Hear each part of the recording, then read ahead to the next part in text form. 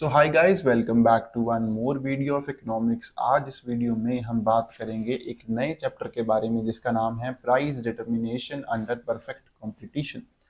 अगर आप हमसे जुड़े हुए हैं लास्ट वीडियोस तक तो आपको पता होगा कि परफेक्ट कंपटीशन को हम बहुत बार डिस्कस कर चुके हैं पिछले चैप्टर्स में। तो परफेक्ट कंपटीशन को एक बार दोबारा देखें, रिवाइज करें तो, क्योंकि इस चैप्टर में हम सिर्फ परफेक्ट कंपटीशन की ही बात करेंगे हर जगह, तो परफेक्ट कंपटीशन को मैं एक बार फिर दोबारा रिवाइज कर रहा हूँ। What do we mean by perfect competition? तो perfect competition is that situation of the market in which there are large number of buyers and large number of buyers and large number of sellers of homogeneous product। ठीक है, तो इसका मतलब है कि एक ऐसी कमोडिटी जो होमोजीनियस है, जिसकी क्वालिटी बिल्कुल सेम है। जैसे कि आप वीट की बात करो ना, तो वीट क्या है? वीट एक होमोजीनियस प्रोडक्ट है, कहीं से भी ले लो आपको वीट तो वीट ही होती है ना, तो वो तो सेम ही रहेगी।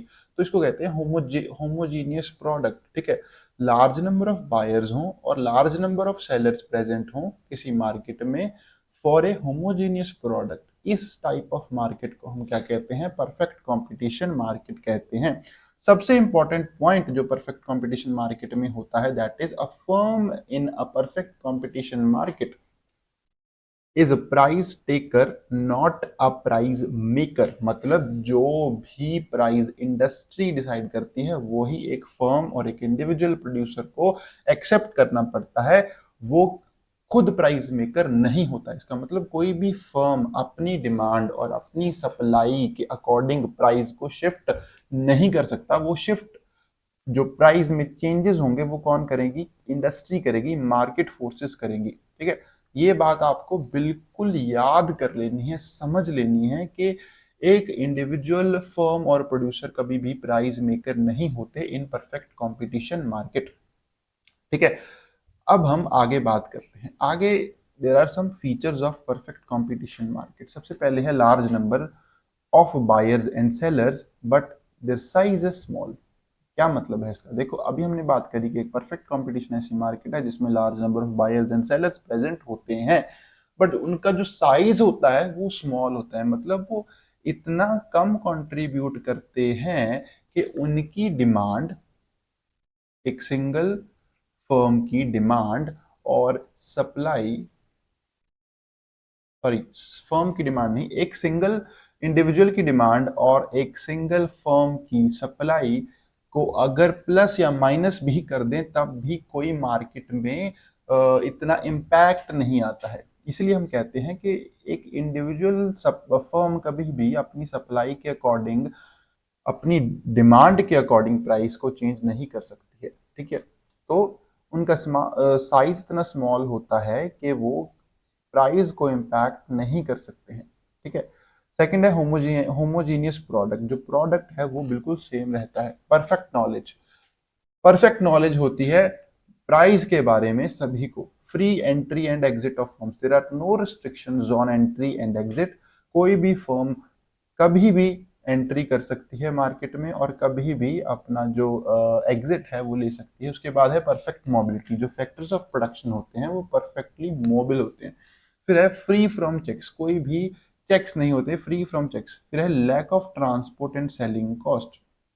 देखो, क्योंकि जो प्राइस है वो सेम है, प्राइस क्या है? सेम है, तो आप कोई भी transport, advertisement cost, selling cost add नहीं कर सकते, क्योंकि आपको सबके साथ बराबर प्राइस रखना है। अगर आप ट्रांसपोर्ट और सेलिंग कॉस्ट ऐड करोगे तो आपका जो प्रोडक्ट है वो महंगा हो जाएगा, जिसके कारण आप मार्केट में सरवाइव नहीं कर पाओगे, क्योंकि this is a perfect competition market. आपको प्राइस सबके साथ सेम रखना पड़ेगा। उसके बाद है सेम प्राइस, ये तो हम बात कर ही चुके हैं। अब हम बात करेंगे what is the difference between pure and perfect competition market. Perfect तो सर समझ आ गया बहुत अच्छे से कि what is a perfect competition market. What do we mean by pure competition? तो देखो, according to Baumol, an industry is said to be operating under conditions of pure competition when there are many firms, जैसे हमने बात करी, large number of sellers, homogeneity of product, freedom of entry and exit, independent decision making। तो आप कहोगे कि ये तो अभी हम देख के आए हैं कि these all are features of perfect competition market, then what is the difference between pure and perfect competition. तो अगर आपको डिफरेंस जानना है तो आप सेकंड लाइन देखिए, when two conditions that are perfect knowledge and perfect mobility are lacking, मतलब ये सारे फीचर्स प्रेजेंट हों बट दो फीचर्स जब लैक कर रहे हों तब तब जो मार्केट होती है उसको क्या कहते हैं, प्योर कॉम्पिटिटिव मार्केट कहते हैं। कौन से फीचर्स, परफेक्ट नॉलेज मतलब प्राइस की जो परफेक्ट नॉलेज ना हो, और फैक्टर्स ऑफ प्रोडक्शन की जो मोबिलिटी है वो परफेक्ट मोबिलिटी ना हो, तब हम कहेंगे कि ऐसी मार्केट कौन सी मार्केट है, प्योर कॉम्पिटिटिव मार्केट है। और ये एक रियलिस्टिक पॉसिबिलिटी और सिचुएशन है। जो परफेक्ट कंपटीशन मार्केट है वो रेयरली एग्जिस्ट करती है, जो ज्यादा एग्जिस्ट करती है that is pure competitive market. अब हम बात करेंगे आगे demand and revenue under perfect competition market. तो डिमांड एंड रेवेन्यू कैसे बिहेव करती हैं परफेक्ट कंपटीशन मार्केट में, उसके बारे में हम बात करेंगे। अंडर परफेक्ट कंपटीशन प्राइस और average revenue of the product is equal to marginal revenue. ठीक है, ये चीज की बात हम बहुत बार कर चुके हैं पिछले चैप्टर्स में कि जो परफेक्ट कंपटीशन मार्केट होती है उसमें एवरेज रेवेन्यू और मार्जिनल रेवेन्यू इक्वल होते हैं। और हमें पता है कि एवरेज रेवेन्यू को ही क्या कहा जाता है, डिमांड कर्व कहा जाता है। और ये तीनों कर्व्स पैरेलल होती हैं एक्स एक्सिस के।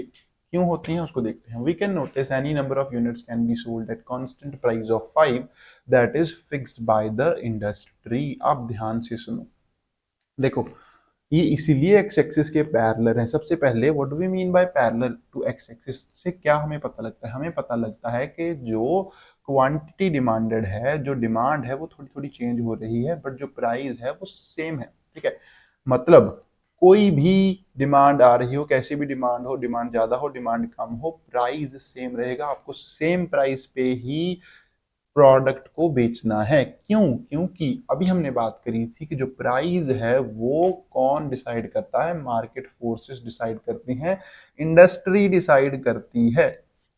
इसीलिए एक फर्म अपनी सप्लाई और अपनी डिमांड के अकॉर्डिंग कभी भी प्राइस को शिफ्ट नहीं कर सकती क्योंकि उसको लॉस हो जाएगा। इसीलिए जो भी प्राइस यहाँ पे जैसे 5 प्राइस इंडस्ट्री ने सेट किया है उसी पे एक फर्म बेच रही है अपने अपने प्रोडक्ट्स, चाहे क्वांटिटी डिमांडेड जो भी हो।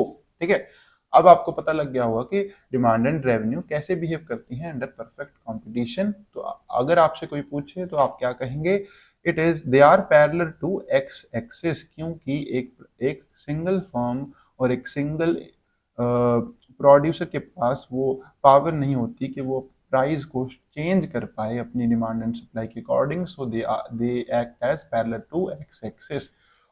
और ये जो 5 प्राइस जैसे कि यहाँ पे है ये कौन सेट करता है, ये इंडस्ट्री सेट करती है। वो कैसे करती है अब हम उसको देखेंगे। ठीक है, moving ahead, price determination under perfect competition, इसकी हमने बात करनी है।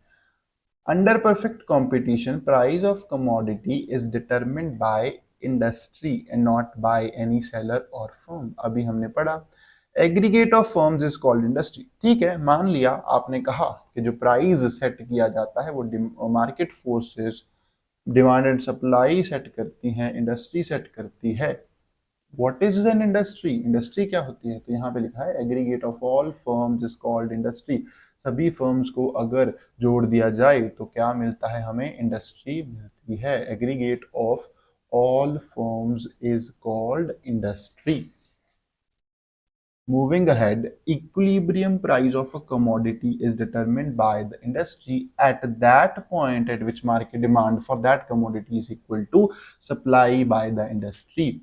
सर कब से बात कर रहे हैं कि जो प्राइस है वो इंडस्ट्री सेट करती है, इंडस्ट्री सेट करती है, कैसे सेट करती है, तो जिस पॉइंट पे डिमांड एंड सप्लाई बैलेंस हो जाएंगी, इक्वल हो जाएंगी, इंटरसेक्ट करेंगी कर्व्स, उसी पॉइंट पे इक्विलिब्रियम प्राइस और इक्विलिब्रियम क्वांटिटी मिलेगी। मतलब वही प्राइस अब फर्म्स एक्सेप्ट करेंगी जहां पे डिमांड एंड सप्लाई इक्वल हो जाएंगी। ठीक है, कैसे अभी समझाएगा। अब हम इस टेबल को देखते हैं, फिर दोबारा इस ग्राफ को देखेंगे, डिमांड कब क्या होती है, सप्लाई कब, उसको देखेंगे, फिर आपको अच्छे से समझ में आ जाएगा। सबसे पहले इस टेबल में हम देख सकते हैं कि जो प्राइस है वो 5 है, ठीक है। यहाँ पे हमने सप्लाई की बात करी है, यहाँ पे डिमांड की। तो सबसे पहले प्राइस है 5, ओके।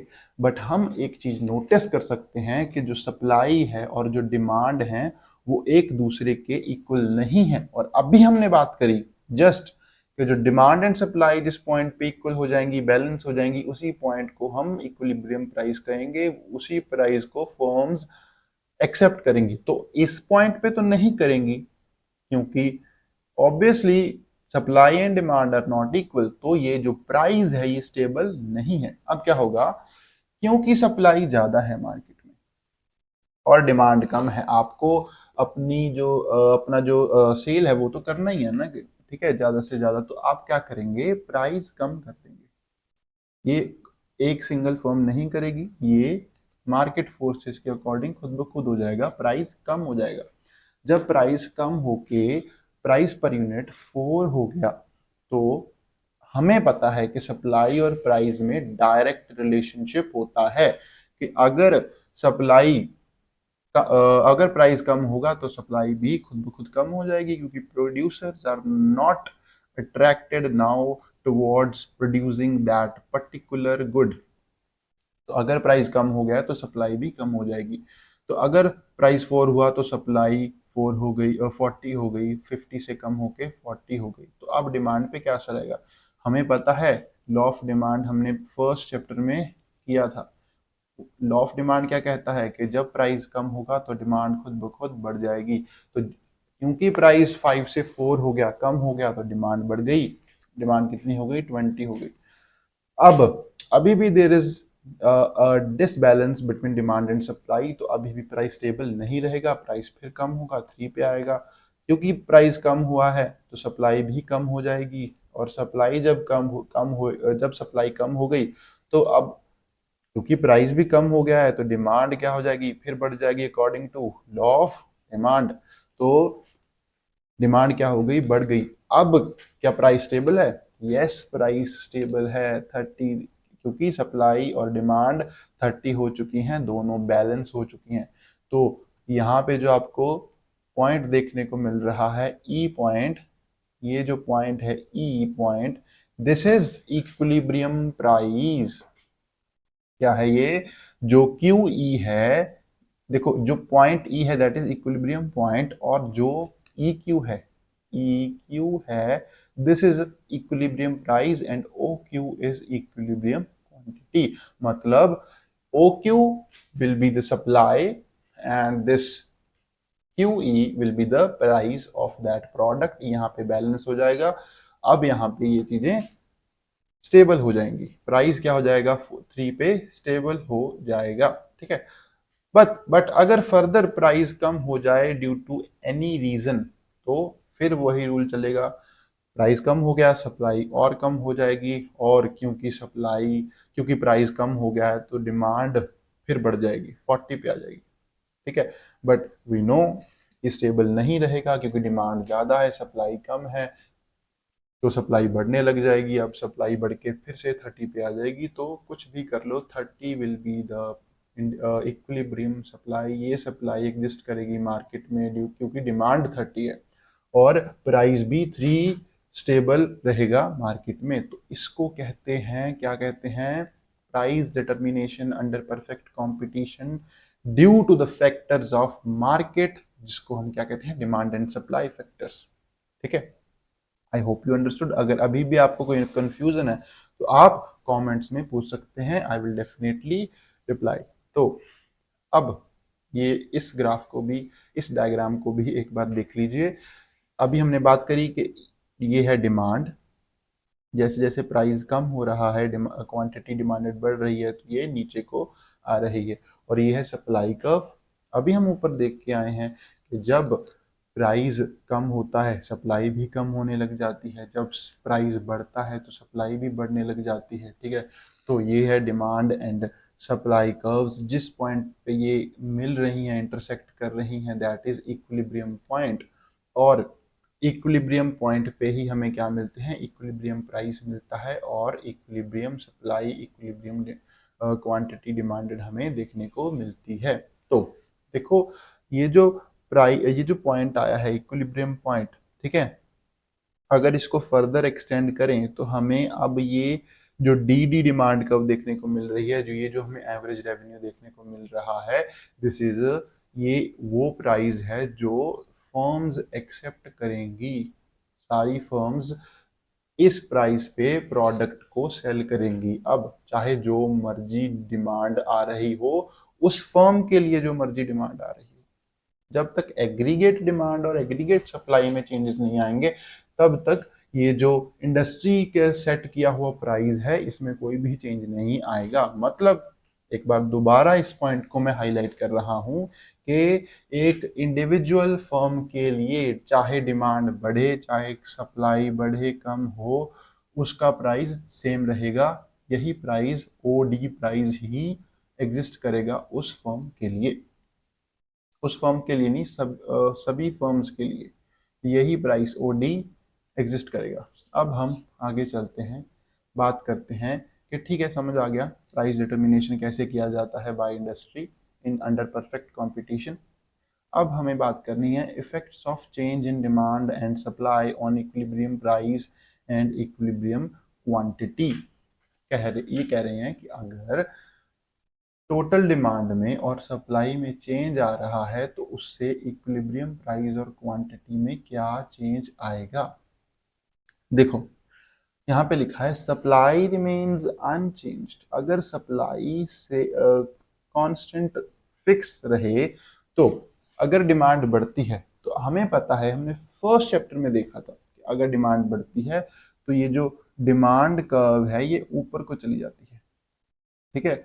अगर डिमांड बढ़ रही है तो ये जो प्राइस है ये भी यहाँ से चेंज होके यहाँ चला गया, क्योंकि प्राइस कहाँ पे मिलेगा, जहाँ पे सप्लाई और डिमांड कर्व्स इंटरसेक्ट करेंगी मिलेंगी। तो ये जो पॉइंट है देखो कि जो प्राइस था वो P से चेंज होकर P1 हो गया क्योंकि डिमांड बढ़ी। तो यहाँ से हम क्या कह सकते हैं कि अगर डिमांड राइज करेगी, डिमांड बढ़ेगी तो प्राइस भी बढ़ेगा। क्या, अगर डिमांड बढ़ेगी तो प्राइस भी बढ़ेगा। तो there is a direct relationship between demand and price, ठीक है। हाँ, अब अगर आगे देखें तो demand remains unchanged if supply rises price falls, मतलब अगर अब डिमांड को कांस्टेंट कर दिया जाए, अगर अब डिमांड को फिक्स कर दिया जाए तो देखो सप्लाई कम हो रही है, अगर सप्लाई कम होगी तो ये ऊपर को जाएगा, ऊपर को, और ये जो एस एस कर्व है ये ऊपर को जाती है, और अगर सप्लाई बढ़ती है तो ये नीचे को जाती है। ये आपको ध्यान रखना है क्योंकि देखो क्वांटिटी यहाँ पे दिख रही है ना अपने को, तो अगर सप्लाई कम होगी तो ये यहाँ को मूव करेगी, और अगर सप्लाई बढ़ेगी तो ये सप्लाई वाली जो कर्व है ये यहाँ को मूव करेगी।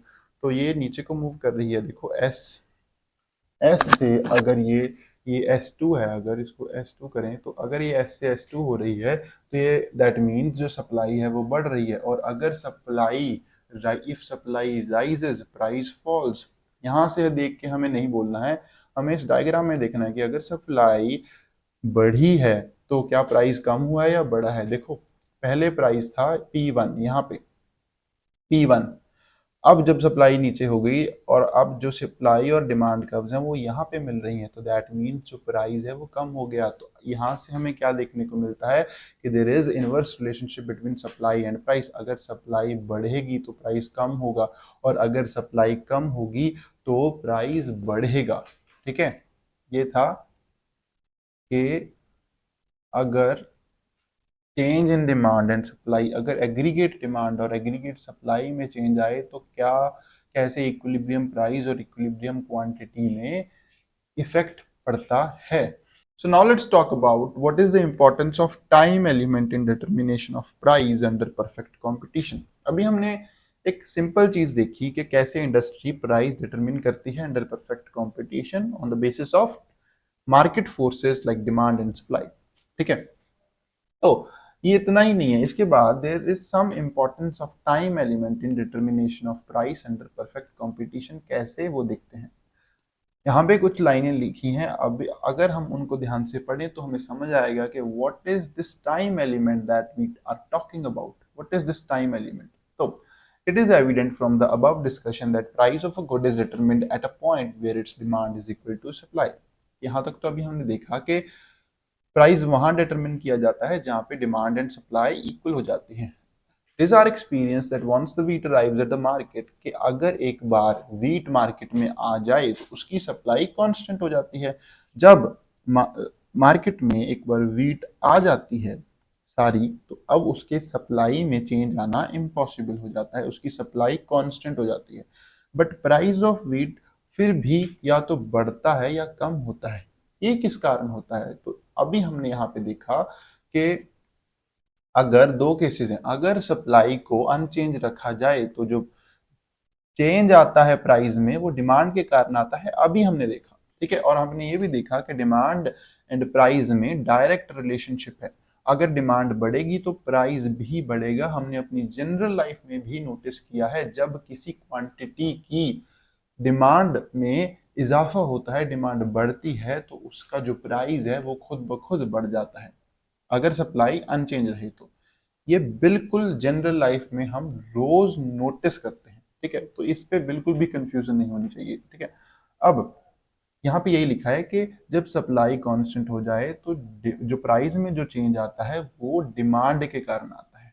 ऐसे ही कुछ चीजें हैं जिनमें जो चेंज आता है वो सप्लाई के कारण आता है, ना कि डिमांड के कारण आता है, ठीक है। तो whether the price of a good will be influenced more by demand or supply depends on the time taken by demand or and supply to adjust themselves। मतलब कि किसी प्राइस ऑफ गुड में जो चेंज आ रहा है वो demand के कारण ज्यादा इन्फ्लुएंस होगा या सप्लाई के कारण, वो हमें कैसे पता लगता है, that is on the basis of the time taken by demand and supply to adjust themselves। यही हमने पढ़ना है, ठीक है। Importance of time element in the determination of value has been examined by the Marshall. Marshall क्या करते हैं, ये जो टाइम एलिमेंट का चक्कर है इसको 4 केसेस में डिवाइड करते हैं। टाइम एलिमेंट, देखो हमारे पास 4 तरीके के टाइम एलिमेंट हैं जिसमें हमें देखने को मिलता है कैसे कुछ केसेस में डिमांड डोमिनेट करती है, डिमांड प्राइस को शिफ्ट करती है, इन्फ्लुएंस करती है, और कुछ केसेस में कैसे सप्लाई इन्फ्लुएंस करती है प्राइस को। बहुत ही प्यारा कॉन्सेप्ट है, बहुत अच्छे से समझेंगे। 4 केसेस हैं हमारे पास, very short period, long period और वेरी लॉन्ग पीरियड। क्या क्या होता है, अब जिसको ध्यान से देखते हैं। सबसे पहले हमारे पास है very short period. It refers to that time period in which supply of a commodity cannot be increased beyond its existing stock if the demand has increased. ये वेरी शॉर्ट पीरियड एक ऐसा टाइम पीरियड है जिसमें अगर जो हमारे पास supply है उसको जो हमारे पास सप्लाई है उसको बिल्कुल भी इंक्रीज नहीं किया जा सकता है बियॉन्ड इट्स एग्जिस्टिंग स्टॉक। जितना भी स्टॉक हमारे पास पड़ा है उससे ज़्यादा हम अवेलेबल नहीं कर सकते कमोडिटी को। तो अगर इसकी डिमांड बढ़े तो प्राइस भी बढ़ जाएगा इस टाइम पे, क्योंकि सप्लाई कांस्टेंट है। और अगर डिमांड कम हो तो प्राइस भी कम हो जाएगा, क्योंकि अभी हमने देखा there is a direct relationship between demand and price. तो इस केस में जो चेंज आ रहा है प्राइस में वो किसके कारण आ रहा है, डिमांड के कारण आ रहा है, क्योंकि this is a very short period of time. और very short period of time में आप सप्लाई को एग्जिस्टिंग स्टॉक से ज्यादा नहीं बदल सकते। तो सप्लाई क्या हो गई, कांस्टेंट हो गई। Firm does not have time to increase its stock.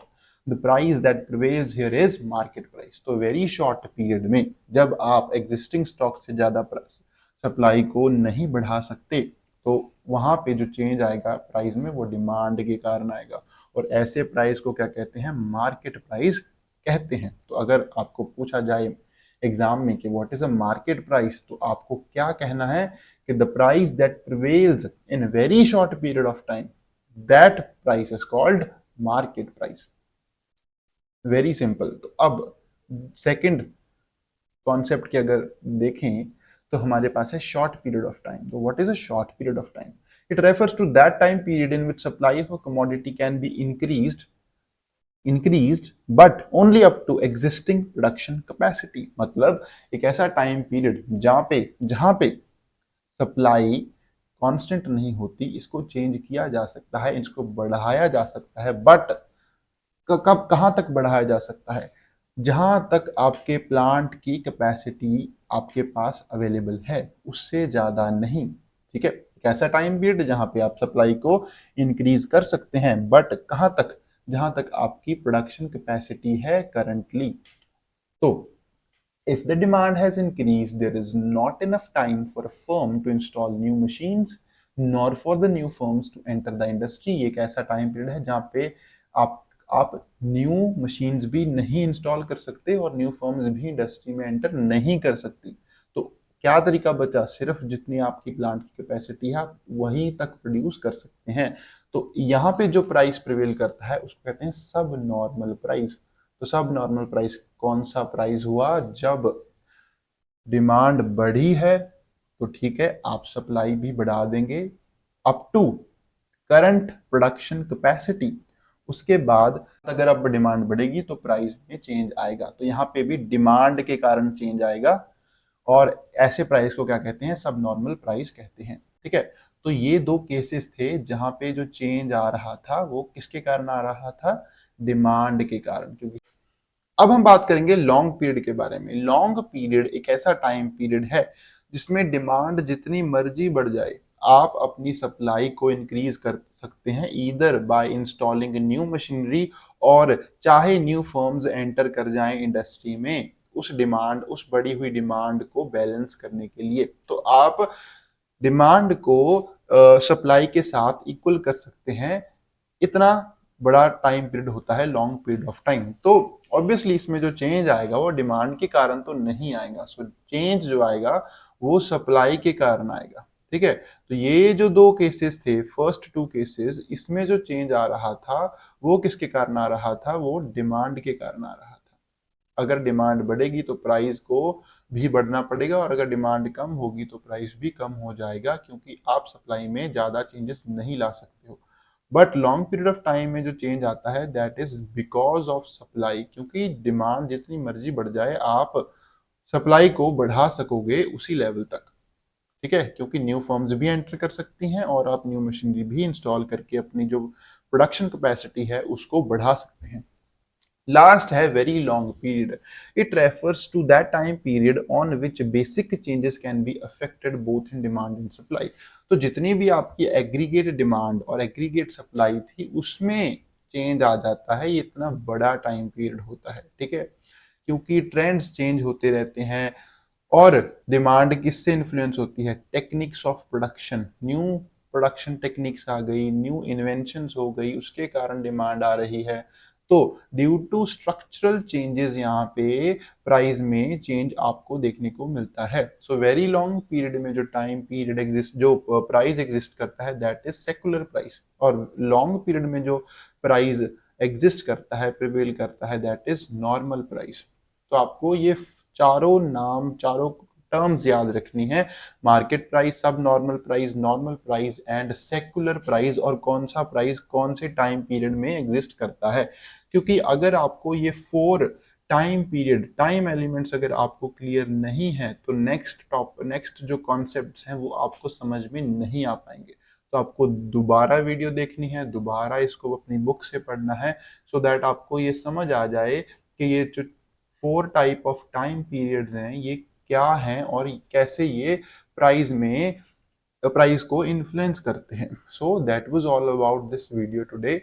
अगर आपको ये वीडियो पसंद आई तो आप इसको शेयर कर सकते हैं, आप लाइक कर सकते हैं, और अगर आपको कोई डाउट है, कोई क्वेरी है तो आप कमेंट्स में पूछ सकते हैं। I will definitely answer the comments. और अगर आपको ये पीडीएफ चाहिए, अगर आपको ये नोट्स चाहिए तो आप हमारे टेलीग्राम चैनल से इसको एक्सेस कर सकते हैं। टेलीग्राम चैनल आप अगर एक्सेस करना चाहते हैं तो आप you can search think and learn official, आपको ये मिल जाएगा। अदरवाइज आपको हमारे चैनल में भी इस टेलीग्राम चैनल का, यूट्यूब चैनल पे आपको टेलीग्राम चैनल का लिंक मिल जाएगा। So thank you so much, have a nice day.